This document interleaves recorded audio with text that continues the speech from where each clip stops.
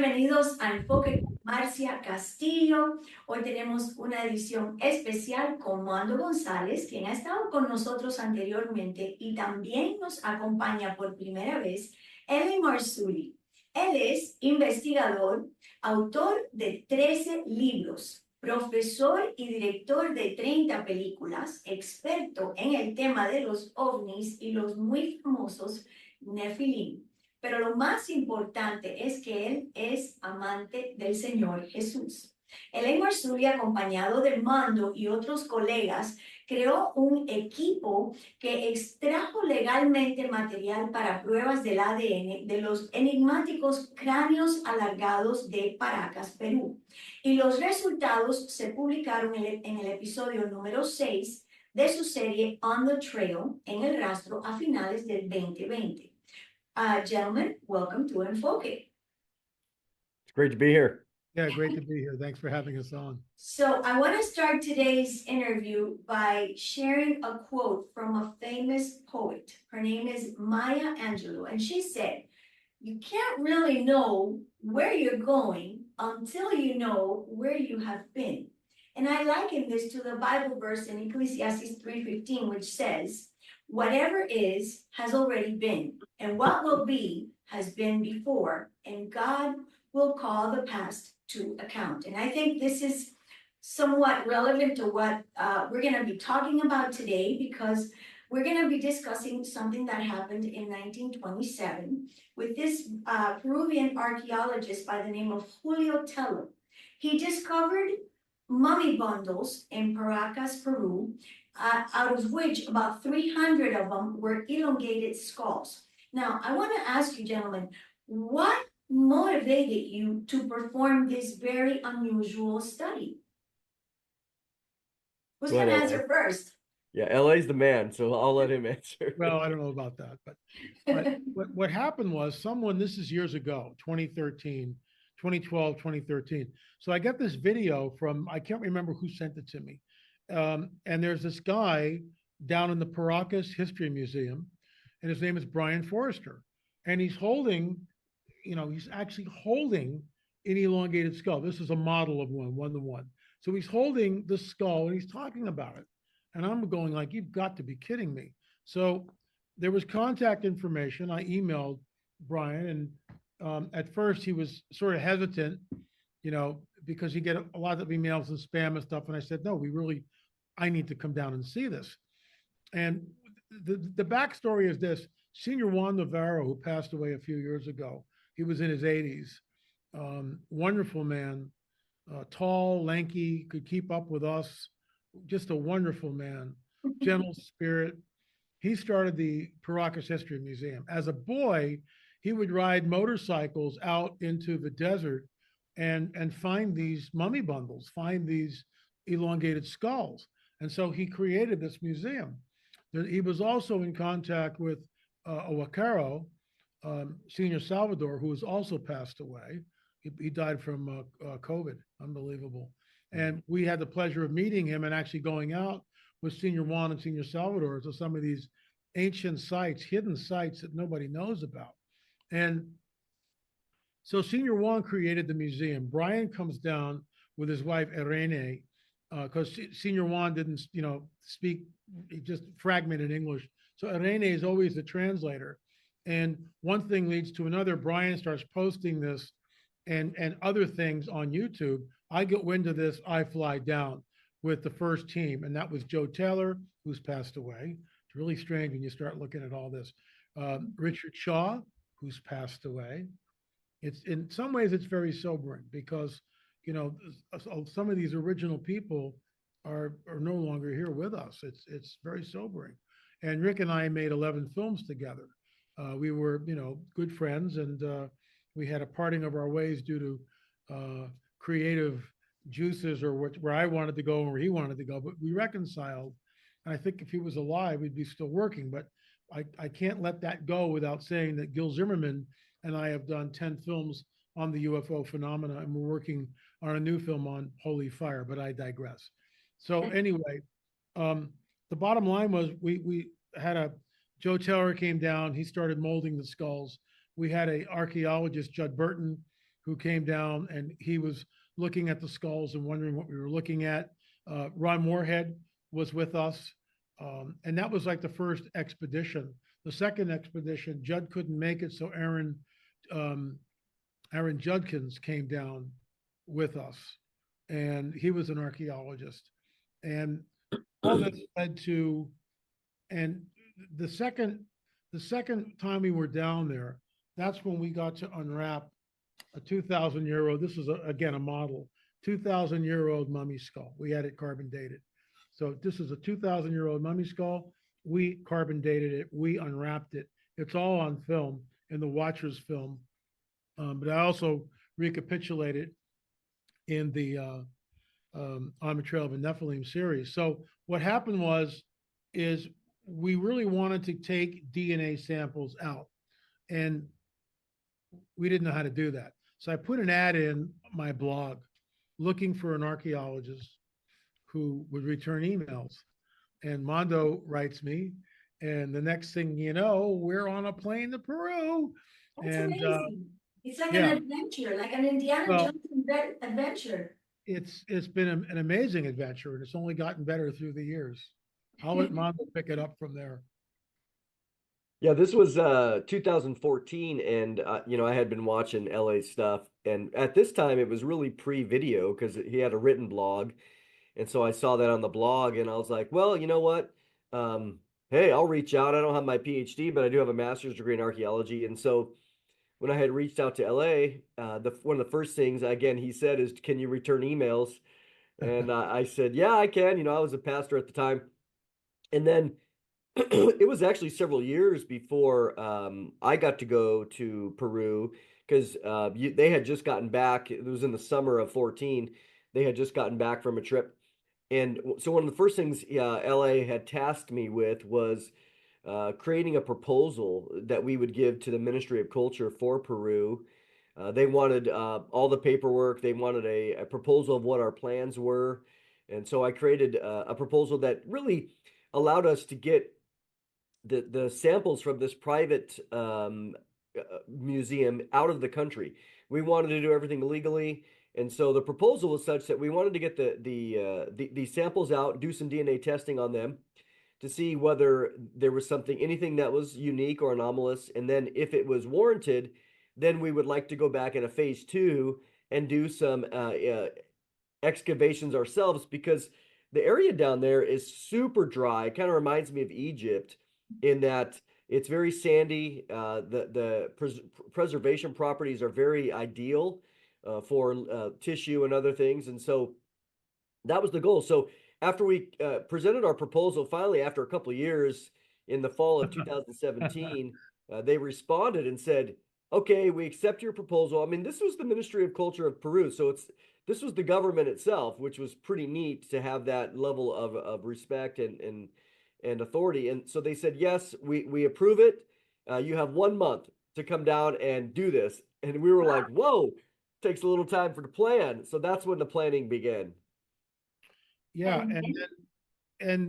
So we go down there and we took 56 samples or 58? 50, yeah. 18 skulls. I think there was 57 samples of different things. Yep. And out of that, we had a bunch of different labs. We had UC Santa Cruz. We had the Paleo DNA lab up in Canada. We had UCLA. The baby skull was tested 3 different times in 3 different labs. Okay. Paleo DNA, Santa Cruz, UCLA Santa Cruz, or UC Santa Cruz, and then UCLA.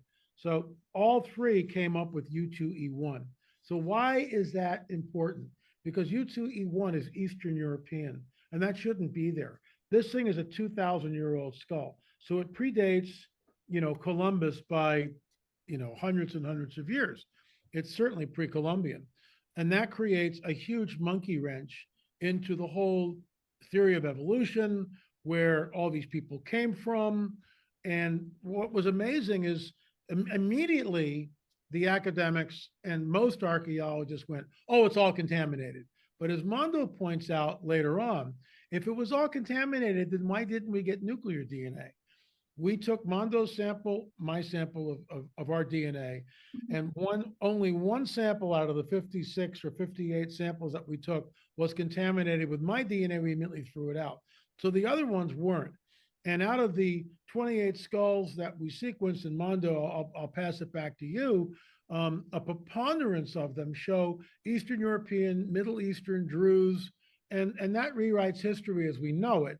But the important fact is it gets into and points back to the veracity of the biblical prophetic narrative. And in my opinion, that's what the academics, the evolutionists, that's what they're afraid of. I think it's interesting, Mondo, that you said that this area in Paracas looks like Egypt. Very sandy, very dry. Could they have come from that area of the world? It sounds to me, and I don't want to get ahead of my notes here, but it sounds to me like there was a global occupation going on with these individuals, very different, to say the least. They had red hair, right? Red, thick hair. Their eye sockets were much bigger, scary looking. It's terrifying. I can't imagine seeing a person that looks like that in front of me. They're Middle Easterners, right? Supposedly, if we're gonna pay attention to the DNA findings, what on earth were they doing all the way in Paracas, Peru? How did they get there? What were they doing? There's the evidence. It's amazing too when you look at just the background of elongated skulls. One of the things that we did in our presentation as well is, and when we were down there, we absolutely recognize that there is artificial cranial deformation and that there's head binding that happens in these cultures. So that is very true. So we're not saying that every single skull that is down there is somehow genetically modified or whatever. We recognize that, and those are some of the markers that we were looking at. Is what are those that show clearly artificial and those that were genetic. And so it's interesting that when you look at some of the elongated skulls in other parts of the world, you see evidence of it in Egypt with Akhenaten. You see it certainly around the Caucasus region, the Black Sea area, Caspian Sea area. So a lot of the oldest skulls that have been elongated come from that area. So it was no surprise for us when we saw this culture of elongation within there came from this area. We also know that we didn't have anything specifically from Egypt, but we did have much Eastern European as well, again, as the Caucasus region.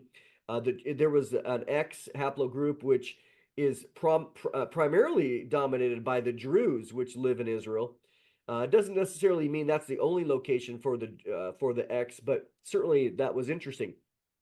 So when you look at the preponderance of evidence is well known. Elongation comes from the Middle East. Why and how they got over to Paracas is kind of a mystery, no doubt, but the evidence is overwhelming. So that's why there was an importance that we did for the carbon-14, because that shows us that we're talking 2,000 years ago, again, way pre-Columbian. So when you look, we'll get into some of the other details of why we see, again, some consistency there. Let me just say this about the 18 different skulls, just so people understand. LA kind of alluded to it, is that when we approach these 18 skulls, the government of Peru in their ICA museum, their regional museum, when we went there, they gave us 10 of their own skulls to extract material from. And so what we did is we were looking in the same sense of redundancy. We got hair, we got bone, we got teeth. As LA mentioned, we send them to different labs without any sort of explanation, because we didn't want any collusion between the labs. And so when the results came back, we collated them into a nice chart to say, hey, look, isn't that interesting that whether it was bone or powder or hair or whatever, they came back consistent. These labs showed us that the haplogroups were absolutely consistent with each other, but even based on the different material that we had sent. So that was reassuring. And of the 10 skulls that the the government, the Peruvian government gave us, one of them was we couldn't really do anything with it. It was so degraded. But of the other 9, half of those were typical. They were haplogroup B, which comes from, Mongolia, across the Beringian, up by Alaska. So what we did is we reported all this just straightforward. We're like, you know what? We don't have an agenda. We have an hypothesis, which that's how science works. But we reported everything straightforward to say, oh, look, some of these are very typical, indigenous to the area and indigenous to what we'd expect to find. But the other ones absolutely were anomalous, simply just in the haplogroup research. So again, there's some other things that we can discuss, but the DNA itself, as L.A. mentioned, it was most of it was degraded. For people that don't understand, mitochondrial DNA is abundant in ancient DNA, where nuclear DNA, or from the father's side, there's less of it, first of all, to begin with, which means when you have a certain periodic degradation, because you have less of it to start with, you're going to have less at the end of whatever spot you get. But because the mitochondrial DNA was abundant, we got great results. But again, even there with the mitochondrial DNA, some of it was too degraded to gain anything from it. And so that's important. So we did our best, because ancient DNA degrades, so it's challenging.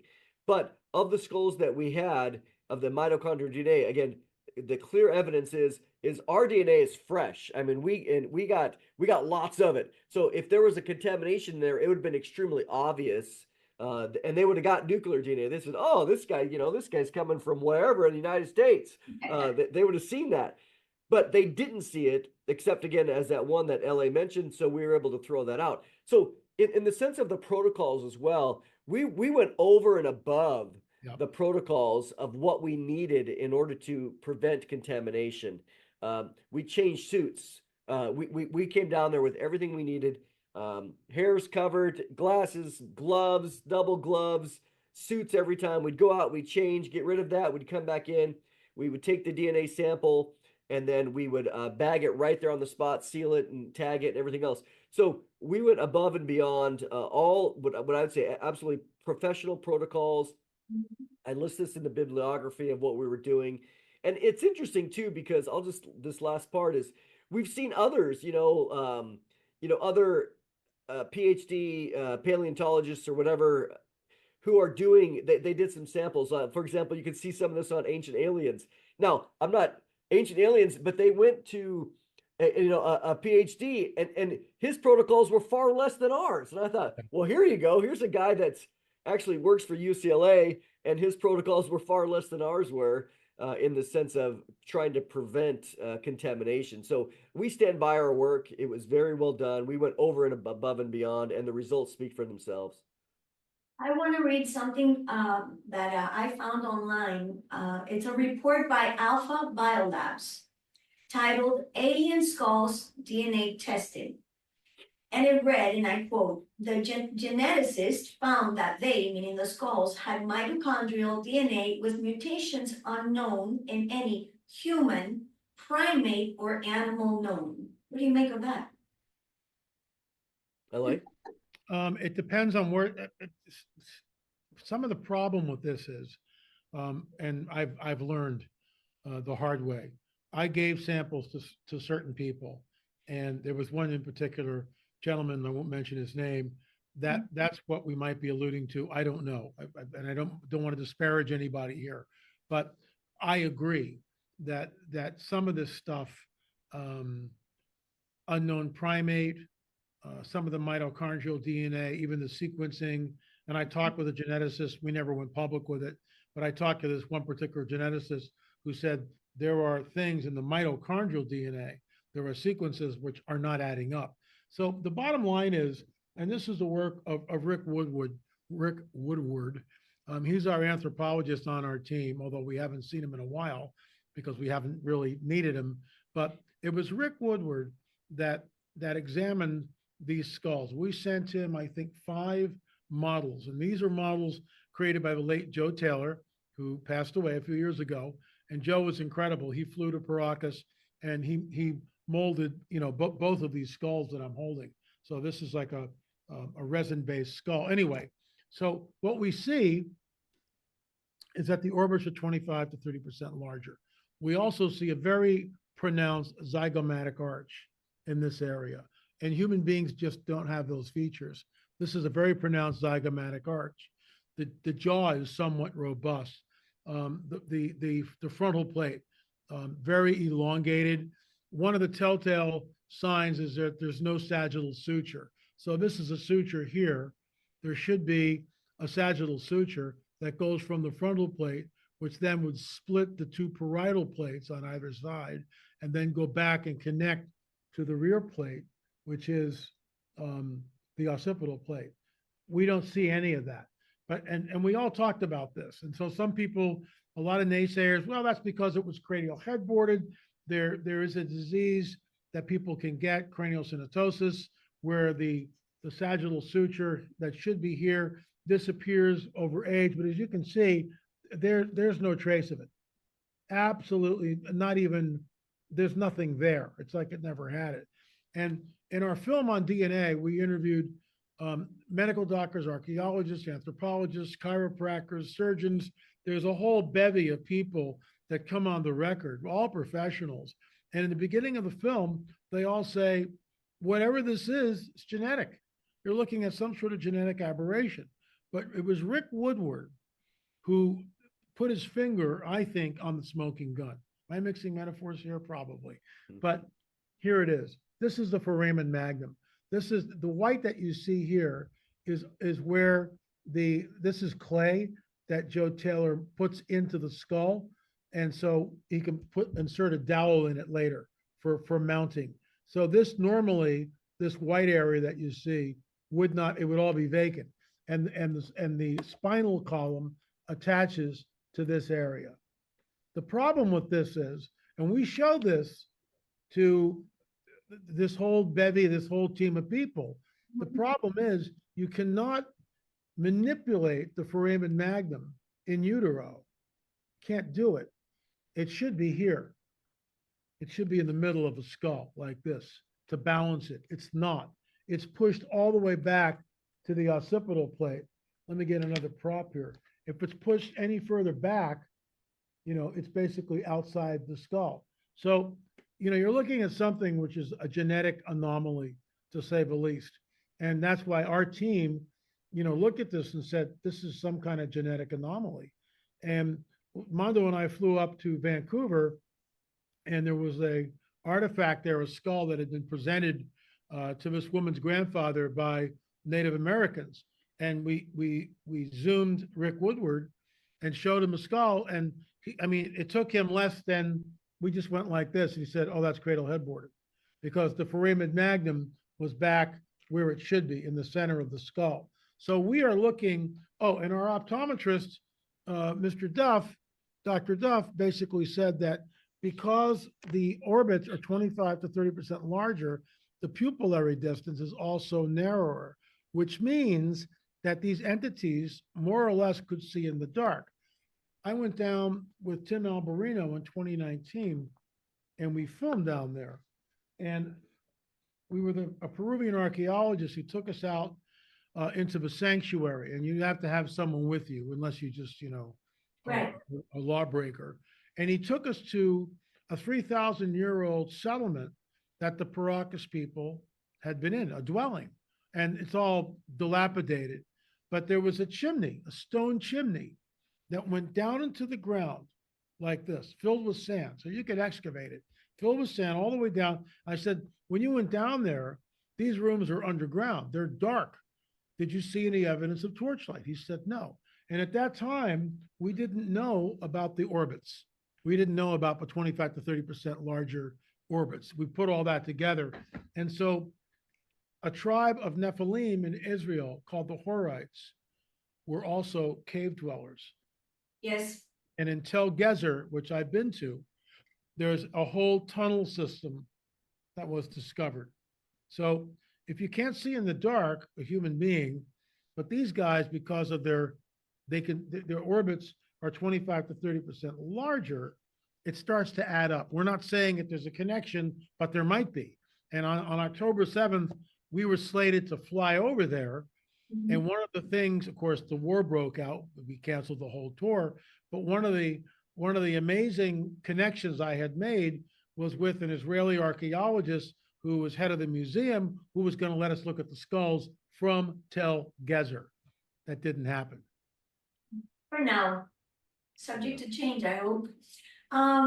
When we consider the weirdness of these skulls, we also need to mention the fact that their brain mass was 25 to 30% bigger than a regular human being, correct?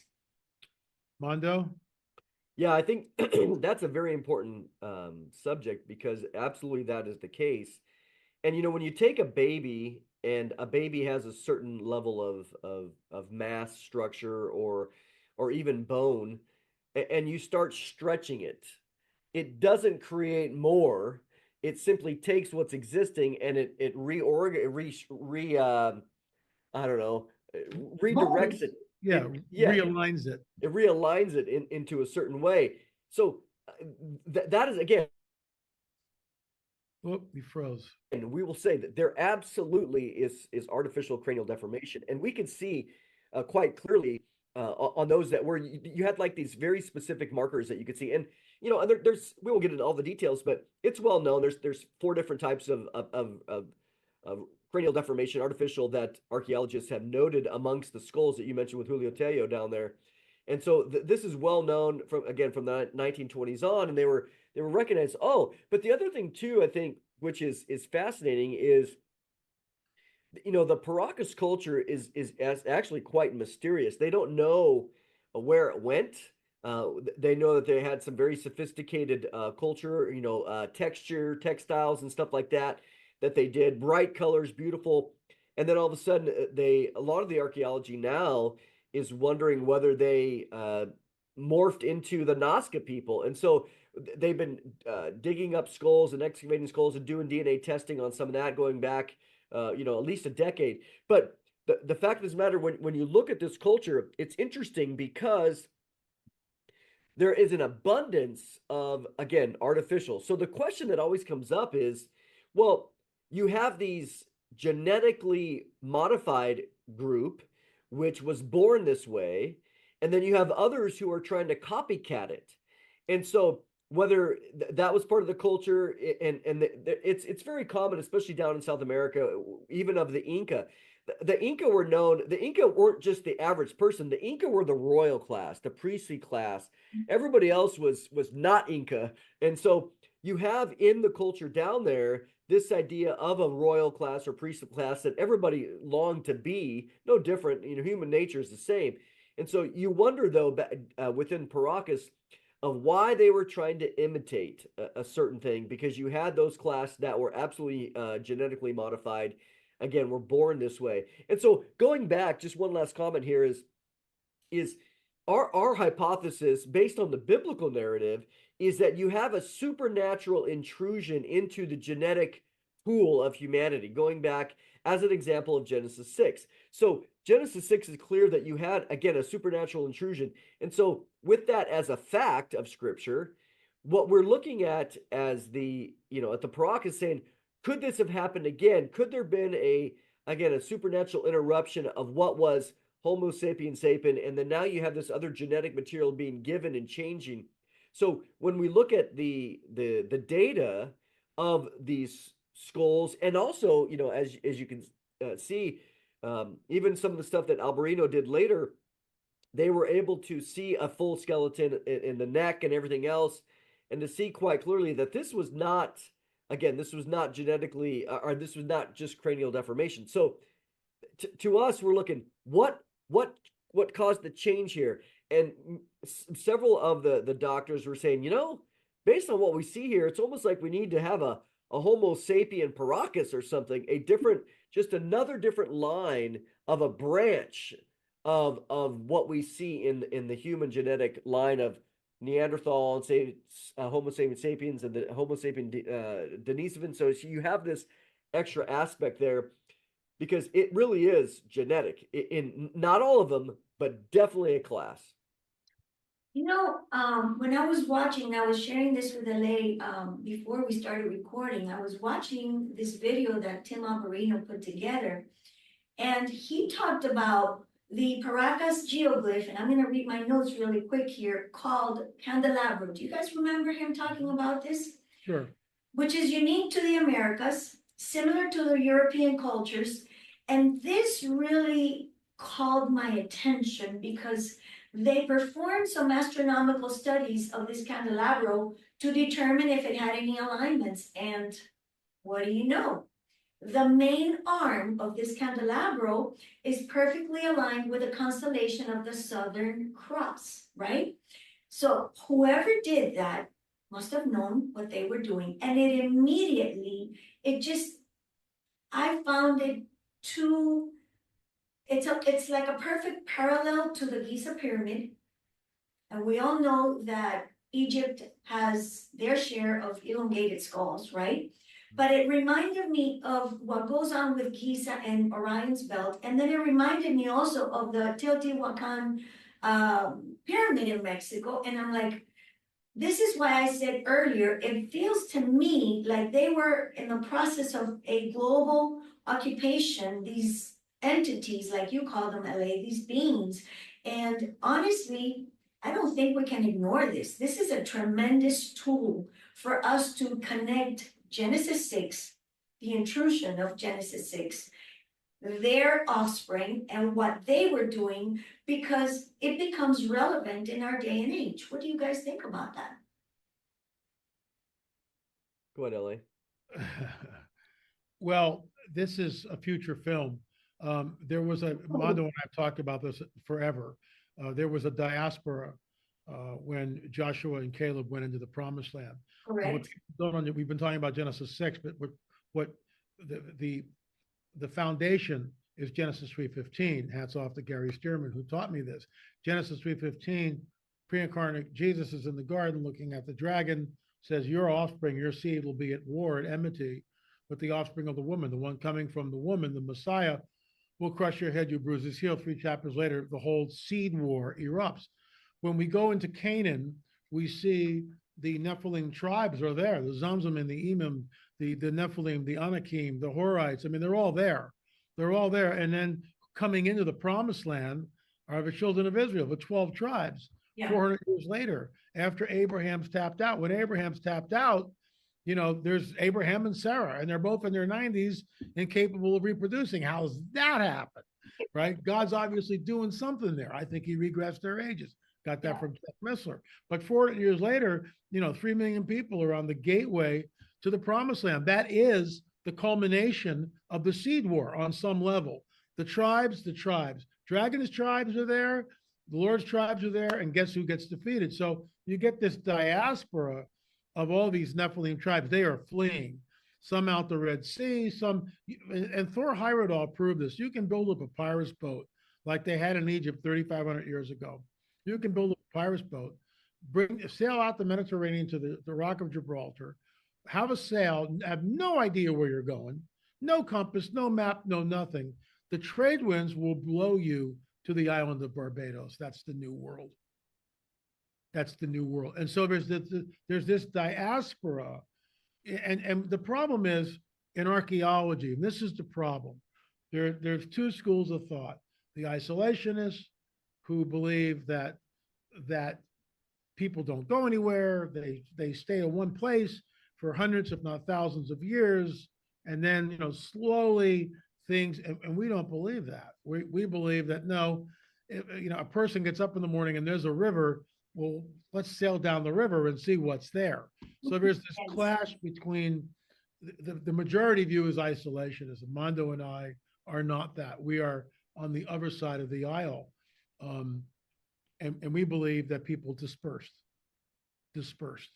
And so the tribes flee, and this is where it gets weird.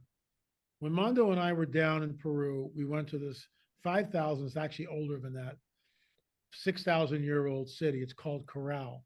It's about 3 miles north of Lima. It's the oldest city in the Americas. Marcia, there's no pre-existing culture. Step pyramids appear out of nowhere.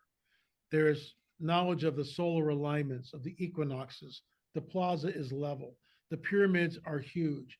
There's what looks like a kiva, which we won't see till thousands of years later with the Hopi and the Navajo and others. But there looks like a kiva. They wouldn't even let us get near it to photograph it. That's how much under guard. And I talked to one of the docents there, and I said, have you found evidence of human sacrifice? And he goes like this, looks around and goes, yes, but we're not supposed to say anything. It's just like, Wow. it's unbelievable. Wow. And here's the kicker. In every single site I've been at, every single one, it's the same story.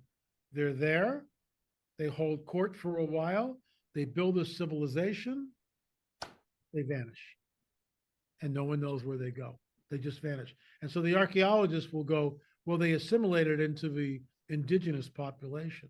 It's not what we hear from the tribes. It's not in their oral tradition. There's no record of it. So you go from Corral to Machu Picchu, to Sacsayhuaman, to Teotihuacan, to Tikal, all through the Americas, all over in Europe. It's the same thing. Same story, endlessly repeated.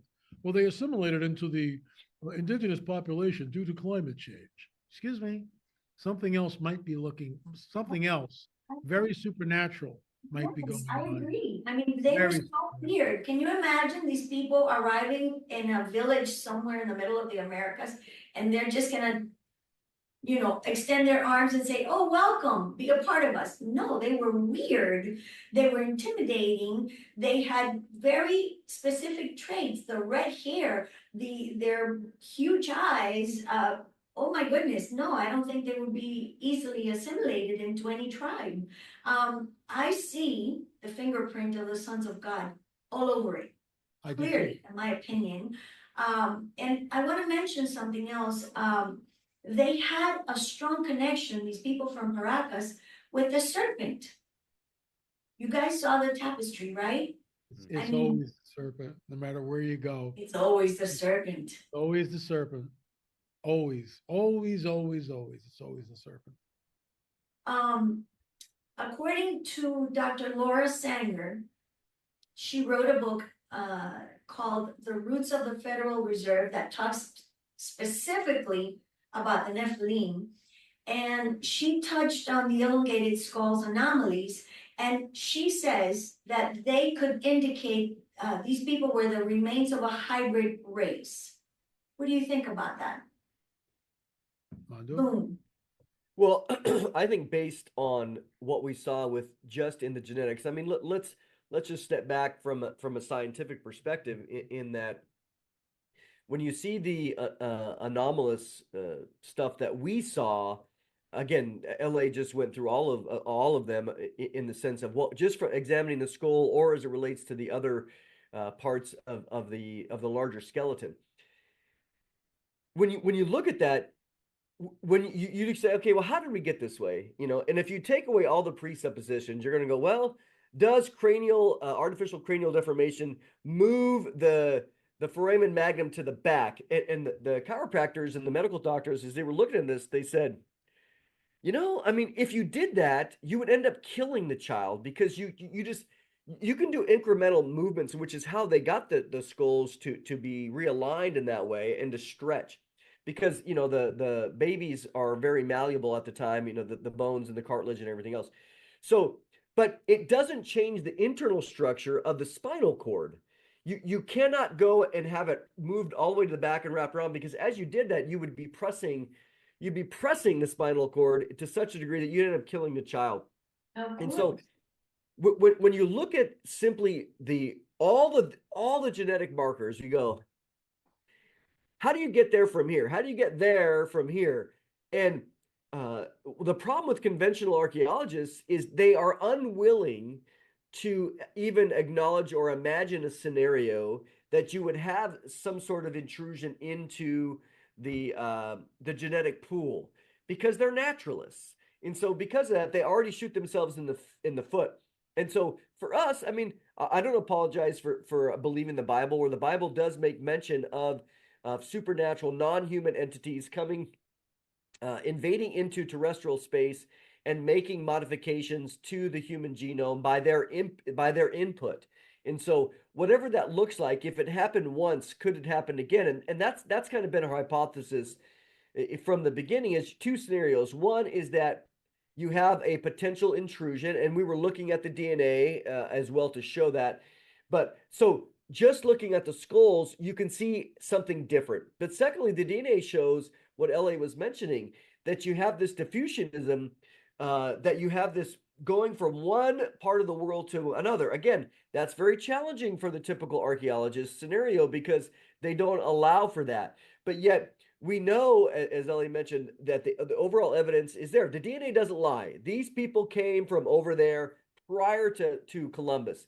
So, and we also know, again, if you look at in Joshua chapter 11, it says quite clear that these Anakim, these hybrids, left they were chased out by Joshua. It says quite clearly they went westward to the what we understand as the Philistine area along the coast. And then we know from other historical archaeological contexts and literary contexts, Procopius, a Greek historian, 500 AD, he writes about a pillar that was there in his day along the western coast of Africa. And the pillar said quite clearly, it made reference to the Phoenicians, which we know the Phoenicians were from the Levant, the Eastern Mediterranean. It says, we are those that have fled from Joshua the son of Nun, the robber. It's like, whoa, that's a pretty amazing thing that they fled that far. So what do we have? If we take some of this archaeological evidence, we have evidence that a group fled the Levant west, at least to the western coast of Africa. They were seafarers. They had the ability, and also these were hybrids. So we also know again that just from an archaeological context, you have elongated skulls being in the Middle East, again the Black Sea area, and now all of a sudden they show up on the western coast of South America. So you have a lot of similarities here that I think if we just let the evidence speak for itself, we don't have all the answers, but we also don't need to deny the evidence which shows, again, a migration and a supernatural interference creating hybrid offspring. I think this is a conversation that the church is in need of accepting, like the archaeologists who are not open to new discoveries or understanding things that were not clear before. I believe the Lord is dealing with his church at this particular time for one simple reason. If it happened then, it could happen again. It's already happening again. Could you And tell us? Oh, it is, absolutely. We have 10 films on the whole UFO phenomenon. There's a scripture, Daniel 2:43, and this is why Genesis 3:15 is paramount it's the gateway to the entire biblical narrative. If we don't get Genesis 3:15 right, if we somehow shoehorn the old Sethite theory in there that says, well, it's the Gali line of Seth marrying the hoochie mamas of Cain, you never get there. But when you go and we plug in Genesis 3:15 to everything, it opens up the Bible. It's the gateway to the Bible, in my opinion. It's the gateway. It's a seed war. The whole thing is a seed war. Seed of the woman and seed of a dragon. Daniel 2:43. The angel is talking to Daniel. He says, Dan, seal up the words in this book, which means seal them up, Daniel. People won't understand them. They'll try to, but they won't understand them. And then he tells Daniel what it's going to look like. Seal up these words in the book until the time of the end. Mm-hmm. Men will run to and fro over the face of the earth, and knowledge will increase. That's exactly where we are. Men and women, as we are speaking, are running to and fro over the face of the earth, and knowledge increases exponentially every 6 months now. It's unbelievable. So that Daniel 2:43 says this, their seed will mingle with the seed of men, but they will not cleave to them. The word cleave, I got this from my friend, author Jim Williamson. Cleave is the same word we get back in Genesis. A man will leave his father and mother and cleave to his wife. There's no marriage contract. The question is, and this might alarm some of your viewers, but we are in the days of Noah. What differentiates the days of Noah? The mingling of the seed. Women are being taken. Men are being taken aboard UFOs. Sperm is taken from the men. Ovum is taken from the woman. Hybrids are walking amongst us. Their seed is mingling with the seed of men. Jesus warns us will be like the days of Noah. In my opinion, we're here on steroids. We are absolutely here on steroids. In our fourth film on abductions, and you can check that out by going to streaming, streaming.lamarzulli.net, streaming.lamarzulli.net. It's number 4 in the UFO series. We interviewed 2 men, 2 women. All of them have been taken, and 3 of them from a very early age, 5, 6 years old. Multiple abductions. And with the women, the baby is taken at the end of the 3rd month. And I've heard this for the last 30 years. And what's interesting, and I've just sort of put this together, that all this really doesn't, what we see, this doesn't start till 2 events happen. One, 1945, Hiroshima and Nagasaki. There's a nuclear event, 2 nuclear events, followed by the Roswell crash in 47. Why Roswell? Because Roswell houses the 509th Bombing Group, which is the only nuclear capable bombing group on the planet. 1948, Israel becomes a nation. And right from there is where everything that we see in ufology really takes off.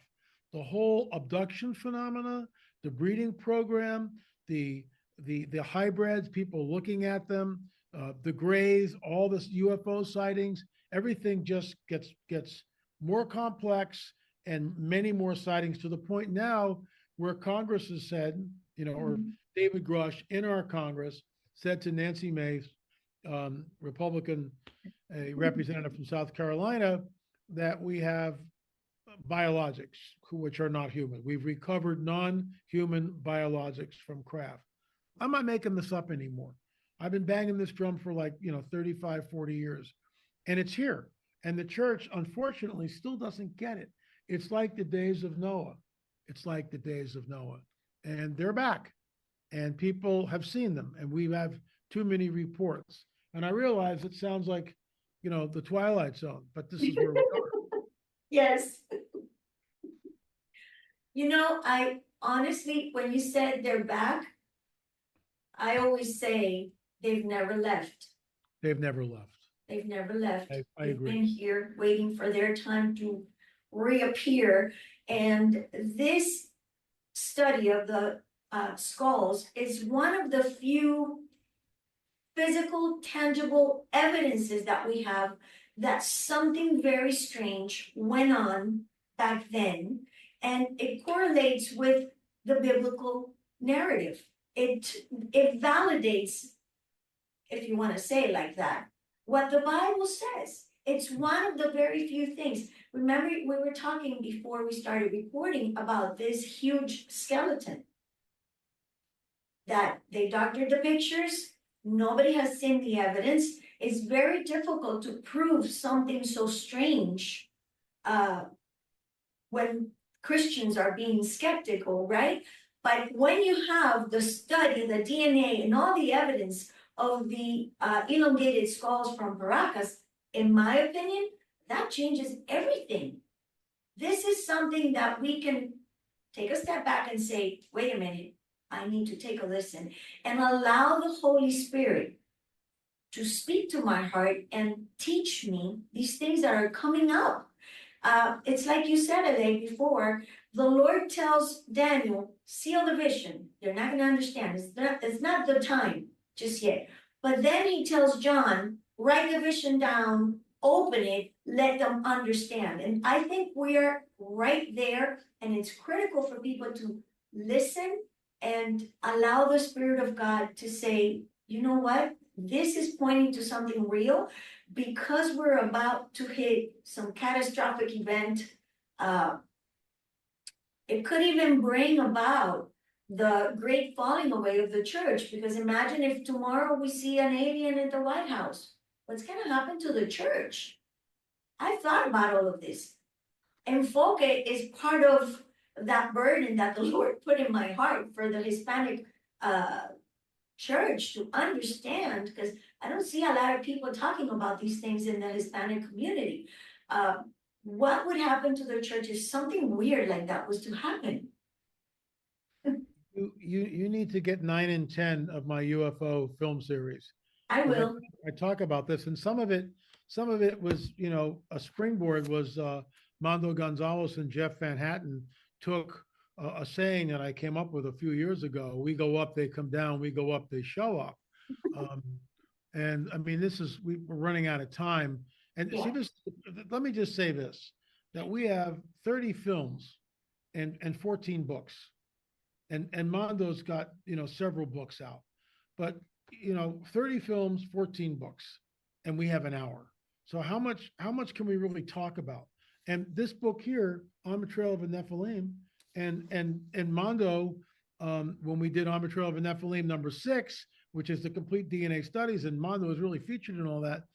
Folks, you need to do your homework. It's And true. you don't have to buy the DVD. Most people don't have DVD players anymore. The over 60 crowd, we still do. But, the people in their third and fourth decades don't. And so go to streaming.lamarzulli.net, streaming.lamarzulli.net. #6, and On the Trail of a Nephilim, there's like 30 films, but #6 in the series On the Trail of a Nephilim, complete DNA study. It'll blow your mind. It'll blow your mind. And I think I it's mentioned that at the very beginning, in my intro. The seed war is the real reason for everything that's taking place on the earth right now. And this study and I mean, I think Mondo mentioned this before. I find it amazing that the government of Peru allowed you guys to go and take DNA samples of these things. not anymore. A Yeah. higher purpose. Not A anymore. higher We're purpose. shut down. Yeah, we're shut down. That was amazing. So before we close, I would like for you guys to share your final thoughts, and we could do this as many times as you want, whenever you want. I could do it every day for 3 or 4 hours. But seriously, this is a very important study, and I praise the Lord that you were allowed this privilege to go into that country. I mean, you're Americans, they're totally different. And they trusted you and they allowed you to go and take the samples. I think it's honestly the hand of the Lord in preparation for whatever it is that's gonna happen. And the church needs to know. So final thoughts before we close. I'll just say that I think you nailed it in that this all begins in Genesis 3:15. And I think as Christians, I was a pastor for a long time, and we all read the Bible, and we read about angels, we read about axe heads floating, we read about the resurrection. I mean, these are all supernatural elements, and yet we think that the supernatural is only for the pages of the Bible and only for what happened, again, a long time ago. Yes. And so when we look at Genesis 3, we are introduced to this seed war, this war. This is a war between a supernatural being called Satan, who decided that he wanted to rebel and to trip up humanity and to bring death. As Jesus said, he was a murderer from the beginning and a liar. And so you have this, and he operates from behind the scenes. And so you have this war that has been going on since humanity's first arrival. And we also know that it's supernatural. When we come to when we come to the end of the age, we see in 2 Thessalonians chapter 2 that the man of lawlessness is going to appear with signs and wonders and for deception. We know in Revelation 13 that the dragon's going to give them authority and power for miracles. So we're approaching, and what we're going to be seeing is the age of the supernatural being more evident. But it has, for the most part, it's been behind the scenes. And this war has been there. We see it in Genesis 3. We see in Genesis 6 with the intrusion of the Nephilim. We see it, as L.A. mentioned, in Genesis 14, the Rephaim in the land. And we go, and when they come back in Numbers 13, there they are. The whole land is filled with these hybrids that Satan has done. Even going as late as David, fighting the Anakim there with Goliath and others. And then coming to the Gospels, you have these demonic supernatural beings trying to interrupt Jesus's ministry. So this is the pattern. And so as we approach the end of the age, we know in Revelation 9 that these beings are going to be unleashed upon the world. Yep. Millions, hundreds of millions of them are going to come. So people need to be ready in their mindset of recognize that the Bible is supernatural. It has been that way. And even though we've had a little bit of protection that we don't often see it, it still means that it exists. Agreed. Elaine, final words? And first of all, thanks for having Mondo and I on. It's great, and I just want to give a shout out to our benefactors who gave us a ton of money to enabled us to go down to Peru. They've always remained anonymous, but you guys know who you are. Thank you again. And DNA testing is not cheap, and they gave us a boatload of money, and that enabled us to go out and do all the testing. And we really are the only people that have ever gone down and taken those type of samples and run them through. Now, there's another group allegedly that did it from Gaia TV. We're not trying to disparage them in any way, but we can't get any results other than that the nuclear DNA was found, and it's a non-human nuclear DNA, which is fine, but you need to share it with us or share it with the world, and that hasn't happened. So we're really, Mondo, hats off to Mondo. He did, made all the charts and presented that in our film. And there is a hidden history that's been deliberately obfuscated for the peoples of the world. I mean, there absolutely is. It's everywhere. It's the Darwinian paradigm is the springboard for it. Yeah. And our children are taught this, and it's an anti-biblical narrative. It is, because there's no room for the supernatural. And everything that we've talked about hails back to a supernatural worldview. You either believe in it or you don't. And if you don't believe in the supernatural, good luck, because you'll never figure out what's going on here. And this is, with all due respect to a lot of secular researchers, they never figure it out because they're not coming from the biblical prophetic narrative. The biblical prophetic narrative, that's the umbrella of truth. It's not all truth, but is the truth. And it tells us exactly what we're looking at in the past and what's going to happen now. And that's why when we come up with things like this, we're the first people to point it back to the Nephilim. Nobody else did this. Nobody else did this. Our team, Richard Shaw, Mondo Gonzales, Chase Klodsky, and yours truly, we're the first. Joe Taylor, we're the first people to give it a biblical, an answer rooted and grounded in the biblical prophetic narrative. We're the first, just like we were the first in Ohio for thousands of years. That those mounds have been in Ohio, and we were the first people on the trail of the Nephilim with Russ Dizdar, Gary Stearman. It's all about the sea. Chief Joseph Riverman was there.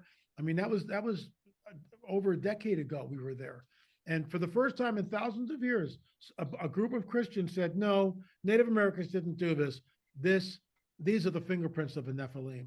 This has fallen angel fingerprints all over it." The film we're working on, which will come out hopefully by the end of the year, we filmed in Ohio in 2019. And what we discovered there is absolutely mind-boggling. It's just mind-boggling. That's all I'll say. And when we release it, I'd love to come back on and have Mondo come back too, because Mondo knows all about it anyway. And, yeah. I thank you for you. giving this time to my podcast. I praise the Lord for your lives. Thank you for being obedient, for not being afraid to speak of these weird things, for flying to Peru and performing all these DNA testing. I mean, it's an amazing task that the Lord assigned to you, and you did it very well. And because of that, I think it's a huge piece of the puzzle that we are all trying to piece together. This is Genesis 3:15 is the key to the biblical prophetic narrative. And once we understand that, and the Nephilim diaspora, everything just goes click, click, click, click, click. It's click. so true. It is so true. So much easier to understand. And I know that there's a lot of people asking a lot of questions, but we must look at the DNA study of these very strange and ugly skulls, if I may say. And understand that, honestly, the Lord is speaking to us and preparing us for the things that we are going to see if the rapture doesn't occur when we think it's going to happen. We need to be prepared. And I think this study that you guys performed is crucial for that. So thank you so much. I am honored that you would give this time to me, and God willing, we will meet again. Amen. Thank you. Appreciate it. Thank you both. Thank you.